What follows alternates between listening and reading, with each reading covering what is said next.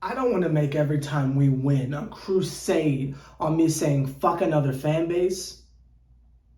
But fuck the Fever. Like, who the fuck do they think they are? They had a couple blocks towards the end of the game. They was making a little bit of a push towards the end of the game. And all of a sudden, they banging their chest. They stomping around. They doing the Roman Reigns. Ah! Shut the fuck up. You did all that shit and still lost. Fuck the Fever, fuck Indiana, fuck Barry Gordy, fuck all them niggas. Like, real shit. Like, the fucking nerve of these lottery-ass teams just getting this weird form of self-confidence out of nowhere. How the fuck do you bench Henny? Like, fucking explain that shit to me. How the fuck is she coming off the bench? Like, I've got the same amount of questions for the Dream, but I was too busy talking shit in person. Excuse me, the Sparks. But I was too busy talking shit in person. Having fucking Kennedy come off the bench is ridiculous, but that's neither here nor there. Anyway, fuck the Fever. Y'all got cool-ass jerseys, but fuck the Fever. Unfucking believable. Back to the basement with your fucking... Back to the basement. Fuckers.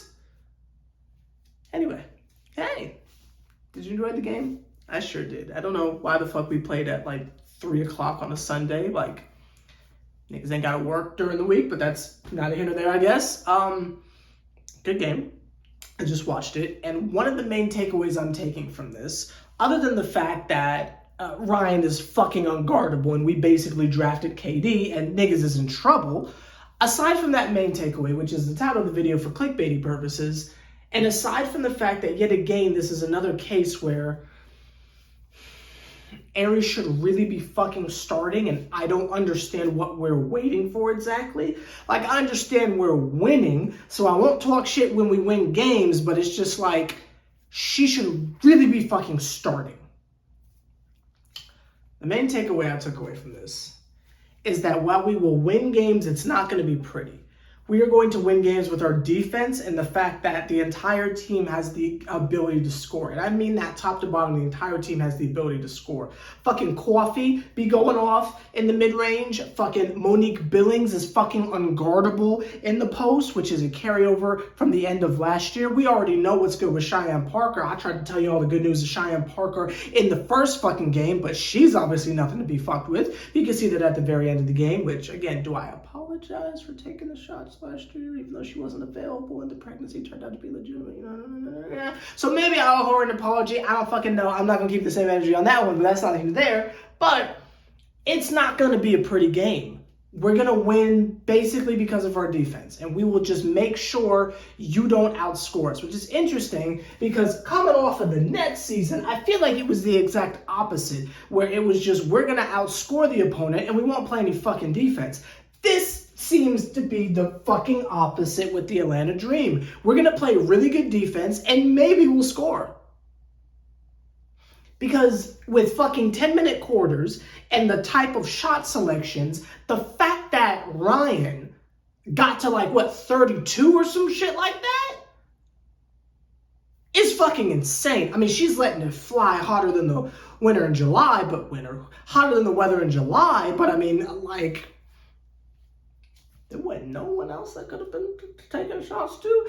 Even though I will say a lot of the shots she's taking are not wide the fuck open, but it's like you gotta double her eventually. Like, I don't understand why niggas just let her cook them like that. Like, I don't quite understand it. Now, I know there's probably nothing that can be done about it, especially when you dribble out basically the entire shot clock and she just steps back over to fucking half court and sprays the goddamn three. Obviously, there's nothing you can do against that, and her being so fucking tall, what the fuck do you do? But I don't understand why there wasn't a double, but maybe that's why she was able to get so many shots off, because they were basically inviting her to do so, and I don't think anyone is blocking her shot. Let's keep it all the way at that way, which is why, again, I make the Kevin Durant comparison just because I watch him during the winter, so I can see how the games are similar. I don't know if she watches KD, I'm not quite sure. I just hope she's not a fucking choke artist like KD, because then that is going to be disappointing in the playoffs, but that's not here or there. With the exception of her offensive amazingness, the rest of the team kind of does what they need to do to get by, and that's how we win games and we scrape away with the dub.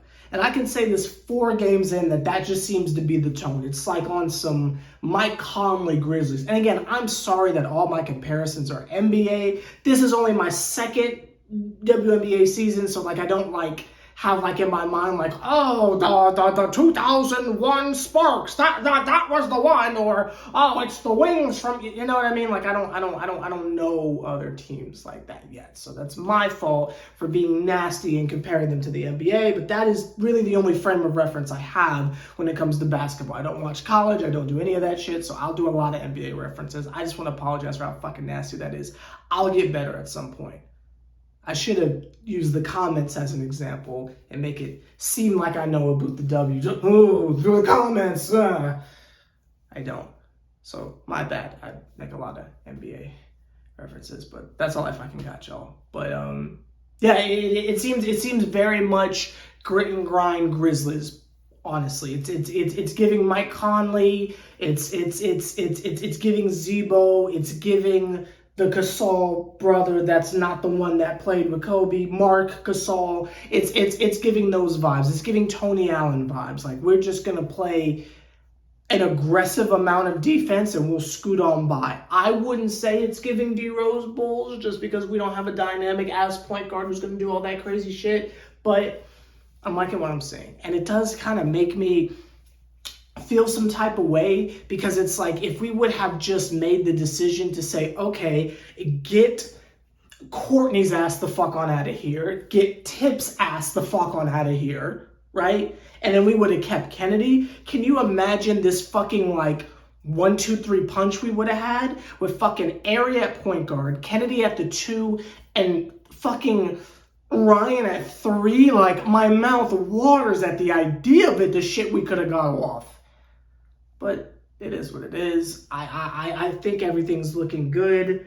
I'm not sure when Tip is going to join the team. Some of y'all are saying that that's going to be later on in the week. I don't know. I hope she takes her fucking time, because I'm enjoying the chemistry and camaraderie that we have. The fact that we have been able to squeeze past a couple of the games that we've had such low scoring affairs due to our defense, I must add. They're close games. And the fact that we are able to escape them is telling me that they know how to close. And to be basically a new team of children, let's keep it a bean, the fact that we're able to close, get to the very end of the game, and we're not going to choke it away, that's really fucking good. Now, there's a lot of veteran leadership on the team, too, so, like, I don't want to just, like, completely ignore all their contributions, but the core of the team is fucking children. And they're getting their shit off in a way to close the deal. And I really, really like the way Erica Wheeler plays too. She doesn't have the Courtney in her to where it's like she feels like she's got to get her shit off offensively, and winning and losing doesn't seem to be the main priority. I don't see that with Erica Wheeler. I feel like towards the end, that's what we was getting from Courtney. Now, obviously, she wanted to win. I'm not saying she didn't. It's just her actions on the court didn't lead to wins. Some people find that to be hate. I think even she finds that to be hate. I don't see how that's hating at all. I mean, it's your actions on the court don't correlate to wins. Oh, Sarah, that's your opinion? Look at the fucking record. Right? Like, look at the fucking record. What you're doing is not equating to wins. But that's neither here nor there. Thank God that is not the case this year. This is win number 3 of our last 4. I'm here for it. That makes us 3-1. Again, I don't know who the fuck this is. This is not the dream that I've become accustomed to, but this is much better. It seems like last year was more of a nightmare, and this year is more of a fucking dream. And I am beyond here for that shit. So here's to some more dubs, because I believe we play the Fever again, and I will be back with more trash talk, I'm sure. Henny better be fucking starting, because it's ridiculous that she's not. But anyway, here's to some more dubs. Lay clank, lay sip. For the kids at home, do not drink air freshener. That's not a good idea. That's not a good idea. Anyway, hope you enjoyed this video. I'll see y'all for the next video, hopefully the fucking Fever have calmed their asses down, because again, I don't know who the fuck they think they are, but how's that 2-3 record treating y'all motherfucking asses? How's that working out for you?